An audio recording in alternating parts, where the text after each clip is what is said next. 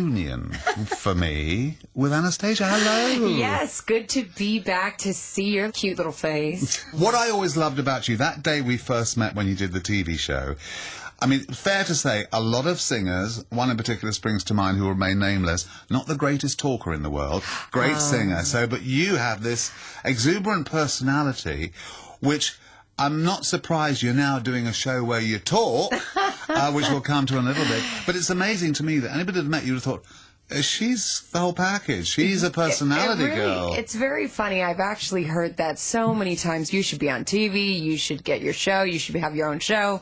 And I think that music in general was very draining for me in general, just to go around the countries and absorb that I'm actually doing this for a living. So now I've sort of settled in and adjusted to the music factor of it and balancing out. Well, you didn't just have a couple of hits. Let's be real about this. You sold over 14 million albums.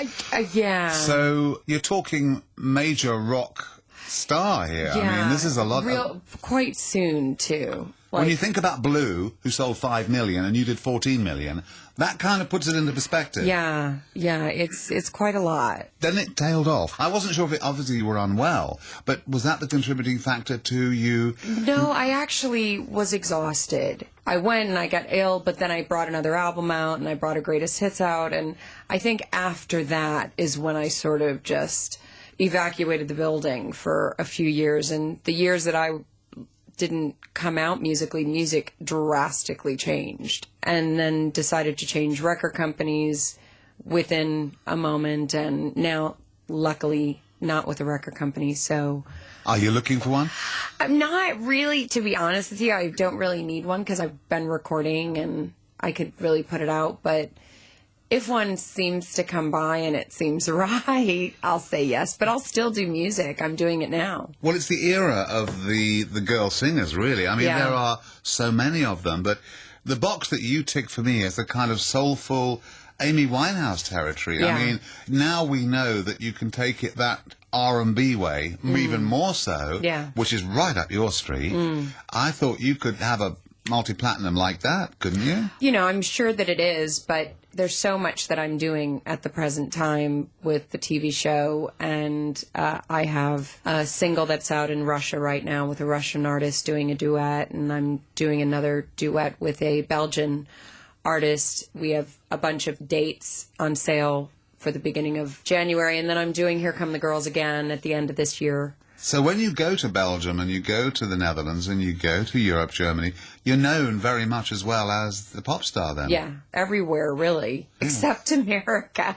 Which without that, I mean, I was going to mention that why that never happened is beyond me, because that was a given. It was, you're saying it's a given and I'm saying it's a gift, because I don't know what that would have necessarily put into my plate of many things to do. It's kind of nice to have that place to retire and go and take your hat off and go to the grocery store and not be papped everywhere. So I think that's the nice part. I can be a really normal and down-to-earth as Midwestern as I came from. Where are you from originally? Chicago, honey. I was born, raised in Chicago and New York. Doesn't get any more city than this. Absolutely. Well, listen, we're going to play a track. All right. Come back and have another chat. Cool. Right in the afternoon, and chatting to Anastacia. Now this television career. Oh, my goodness. Can you believe they even wanted me on your TV? I can more than believe it. Now, this Sunday, a brand new show. And sell me the show. Well, it is a Glee type of show. So it is a reality show that's contest-based. The contestants that are on the show are more choirs and ensembles. Right. So they can range from about maybe 5 people in a group to 100. And really themed more from Glee, which is very anthemic, triple threats, so singing, dancing, putting theater within it. So really getting people out on television that haven't really gotten the chance to do so because the solo careers are so focused on lately. Right. So it's really quite amazing. And the opportunity, it's kind of focusing on the contestants, not really focusing on the judges as much. And the judges are really there to help, but we're not necessarily the main focus. Now, you see, this is, when you say triple threat, this is the wake-up call to everybody sitting there thinking, yeah, I could do that. I could do that. You know what? It's hard. It's a graft. very, very hard thing to do, and especially being in an ensemble so that, you really have to be a team. So it's kind of instant group at the same time. Some people formed their groups for the show in itself, and some people have been together for a while. There are families. There are choirs, cheerleading squad. There's so many, and we really had the pick of quite an amazing group of people. I have not seen any of them. And so the researchers did a good job, by the way. The researchers did a great job. They're talking a good game. So for me, I hope that I'm going to like the people that I see, because I could be like, hated it, next. At the end of the day, we pray we see talent, How many judges are there? 4. And they are? Chucky, who is known for doing all of the choreography for High School Musical. Right. Tamsin Hathaway. Oh, she's a big soap star. Yeah, well, she's and a big good star actress. and a very good actress, a very good West End actress. And we have Duncan from Blue. Oh, good friend of mine. Yes. Say hi. I will. And then to round it all off, our gorgeous Baby Spice. Can't stop calling her Baby Spice, but I'm sure she's going to be like, oh, okay, girl, get over yourself. She's my baby. I loved her. When you think of that kind of array of people and you're trying to impress, win, and work hard at something, it's pretty daunting to be faced with you lot. Sitting Well, we've there. all done it. Exactly. And well. Yeah, and we're all still doing it. So at the end of the day, we're just going to try to help them. We've been talking about the fact that we want to encourage. We're not looking to discourage and shame people out of the game. I love this whole concept because it's encouraging everybody to believe the dream.